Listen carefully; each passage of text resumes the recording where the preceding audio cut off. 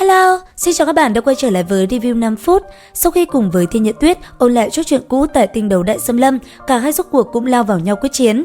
Sau nhiều lần công kích, Đường Tam cũng biết được sự chênh lệch giữa người và thần lớn đến nhường nào. Nếu đối diện trực tiếp, hắn chắc chắn không phải là đối thủ của Thiên Nhật Tuyết.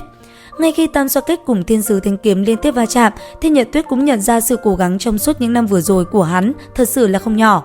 Đáng tiếc, nam nhân ưu tú trước mặt lại không chịu thần phục nàng. Trên đời này, ngoại trừ ra nàng, Đường Tam chính là nam nhân duy nhất Thiên Nhật Tuyết để vào trong mắt. Sau vài kích đối chọi cùng nhau, Thiên Nhật Tuyết càng minh bạch một điều rằng nam nhân mình nhìn trúng tuyệt không phải là dạng tầm thường.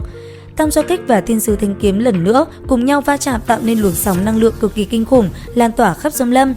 Trong lòng Đường Tam có chút nghi vấn, nàng ta đã vượt qua bài khảo hạch của Thiên Sứ Thần rồi hay sao? Không để hắn kịp suy nghĩ, mũi kiếm trên tay Thiên Nhật Tuyết đã tới trước mặt Đường Tam. Thiên Nhật Tuyết vẫn chưa phóng xuất võ hồn của mình, nhìn qua nàng vẫn ung dung, chỉ có dấu ấn tiểu thiên sứ trên trán là đang lóe sáng. Về phía Đường Tam, từ lúc chiến đấu đến giờ, hắn vẫn sử dụng Hải Thần Tam Xoa Kích bằng tay phải, làm như vậy để tay trái có thể rảnh rỗi, phóng xuất ra những kỹ năng phụ trợ khác. Đây là lần đầu tiên hắn dùng hai tay nắm giữ thần khí của mình, lực lượng của hồn cốt cánh tay trái kỹ năng Thái Thản Thương Khung Phá lúc này bạo phát.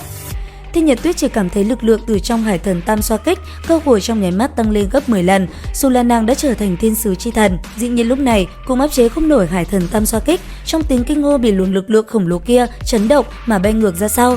Cơ hội như vậy, sao Đường Tam có thể bỏ qua? Thân thể cùng với Hải Thần Tam Xoa Kích hợp lại làm một, giống như một tiếng sét giữa thinh không. Một đạo địa quang ba màu mạnh vô kể đã từ lưỡi chính của Hải Thần Tam Xoa Kích xảy ra, mạnh mẽ đánh thẳng vào ngực Thiên Nhật Tuyết. Thiên Nhật Tuyết vì quá tự phụ, căn bản là không xuất ra võ hồn thần cấp của mình, từ đầu đến cuối không dùng hết thực lực của mình, không nghĩ rằng Đường Tam có thể làm cho mình bị thương. Thân thể lúc này đã xoay nửa vòng trên không, Hải Thần Chi Quang giữ lại không hề quán nhập vào trong Hải Thần Tam Xoa Kích. Thức thứ ba của Hoàng Kim Thập Tam Thức, nhất khứ bất phản, được Đường Tam phóng thích ra. Thân thể đang bay ngược giữa không trung, trong khiếp sợ, Thiên Nhật Tuyết làm sao cũng không nghĩ ra Đường Tam lại xuất ra được một kích như vậy. Lúc này, dấu ấn thiên sứ trên trán nàng cũng đã sáng lên. Cũng trong lúc đó, Thiên Nhật Tuyết như tồn tại một nhân cách thứ hai, ánh mắt kiên định kia bỗng thêm vài phần quyết sát. Một luồng sáng vàng xen kẽ ánh tím trên người nàng tỏa ra ngay lập tức, phá tan lâm các lĩnh vực Đường Tam đã thi triển lúc trước. Thiên Nhật Tuyết cho tới bây giờ vẫn không dùng vũ lực mạnh mẽ áp chế, cũng không phải vì Đường Tam là nam nhân duy nhất mà nàng nhìn trúng. Thiên Nhật Tuyết chưa từng tự hỏi lòng mình về chuyện vượt qua mức cảm tình, đã lĩnh ngộ bi kịch giữa cha mẹ sẽ đến sự thất vọng hoàn toàn của nàng đối với cảm tình. Nàng sở dĩ không muốn dễ dàng làm thương tổn Đường Tam, hy vọng bức bách hắn thỏa hiệp với mình, chỉ vì lúc nàng trở thành thần thì thân ảnh của hắn xuất hiện. Nếu nàng như vậy mà lấy mạng Đường Tam ngay lập tức thì cái sơ hở trong lòng nàng vĩnh viễn không thể nào bù đắp được. Một khi gặp phải đối thủ cũng là thần cấp như mình sẽ xuất hiện vấn đề rất lớn. Khoảnh khắc nàng ngộ ra điều này, dường như thiên sứ chi thần đã thật sự giáng lâm, quang mang màu vàng cao quý bao phủ quanh thân thể Thiên Nhật Tuyết. Rất nhanh, khi kim sắc màu vàng kia lan tỏa tới đâu thì trên cơ thể nàng ngay lập tức phát sinh biến hóa. Đúng vậy, là thiên sứ thần trang đã khoác lên cơ thể hoàn mỹ của nàng. Ngay lúc này đây, Thiên Nhật Tuyết tự mình phóng thích ra một cỗ năng lượng tinh thuần thánh khiết, như là chính nàng đang ban phước cho mỗi con dân thần phục mình.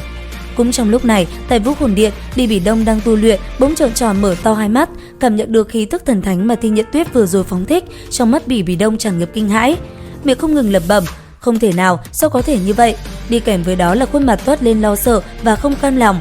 Lúc này, Đường Tam đã có mặt ở một thác nước nhỏ, hắn không tiếp tục truy kích mà đứng đó, đối diện hư ảnh kim sắc trên không trung của Thiên Nhật Tuyết.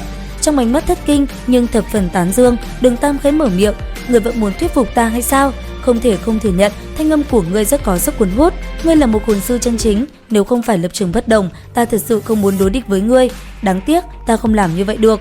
Thiên Nhật Tuyết tiểu thư à, không, giờ phải gọi ngươi là thiên sứ chi thần Thiên Nhật Tuyết, dù ngươi có hỏi lại bao nhiêu lần nữa thì câu trả lời của ta vẫn sẽ khiến ngươi thất vọng. Nói rồi, cả hai lại lao vào nhau quyết chiến. Đến đây thì cũng hết tập 250 Đấu La Đại Lục. Xin chào và hẹn gặp lại các bạn ở những video tiếp theo.